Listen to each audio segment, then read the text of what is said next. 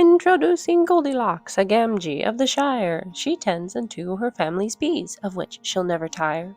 Her days are rarely idle, she really does not mind. Hard work is full and filling, the satisfactory kind. For when one serves dear family and toils alongside friends, gardens are sown, pantries are grown, thus comfort rarely ends. With what might one adorn herself in this haven under hill? Handiwork and hand-me-downs, warm linens, tones, and frill. First we find this hobbit lass weeding amongst the daisies. Pollen for bees make more honey, so there's no time for lazies. Oh, what could cheer a sick friend more than a steaming crock of stew? Beef in broth will stop a cough, good company helps too. Huzzah, 'tis time to celebrate, her sister in Greenholm will wed. The son of a thane will try not in vain to catch Goldie's eye, it is said. Laundrying day has come again, for others in Hobbiton too. Quite the party the creek's edge will be, wash clothes be smellin' brand new. What's that, a noise in the dead of night? Coons better not mess with my bees. Just you wait, I'll not hesitate to bludgeon and break all their knees. Away to the neighbors, a quick little jog, to borrow a small cup of parsley. Baking once begun cannot be undone, and spice must be used, not sparsely. A tome of rich history to Goldie has been lent. Time reading tookish books is always well spent. Searching the sea for the famed large bee, if over the mountains one went. Another chance to dance, you say? Well, that would suit just fine.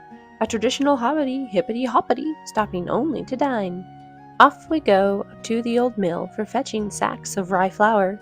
Unless cakes are seeded, gluten is needed. Sour starter must eat in an hour. She finally set out a long-dreamed-of trip to seek bees from the legend of Bjorn. Courage once founded on good food is grounded, but alone will become forlorn. Goldilocks did not journey far before she chose to come home. Though adventure was short, it was still of the sort that changes the traveler alone. Feeling at last like herself, she joins a potluck in town. Attending a feast raises spirits at least, it certainly shan't bring them down. As harvest is coming to an end, last gatherings due before frost, many gourds aplenty from vines soon empty. Off the list, this task can be crossed. How fortunate one must be to acquire a judge's position of the honey contest, where many conquest for the title of best bees in the nation. Onward to the orchard we go on this chilly but bright autumn day. Sauces and butters, jams and cobblers, and cider is soon on the way.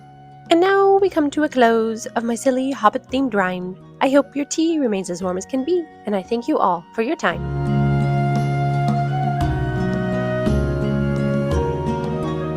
Well, I had not intended to write rhymes for the whole thing, but once I got started, it was really hard to stop. I hope that was fun. I hope you have a good day. Goodbye. Woo!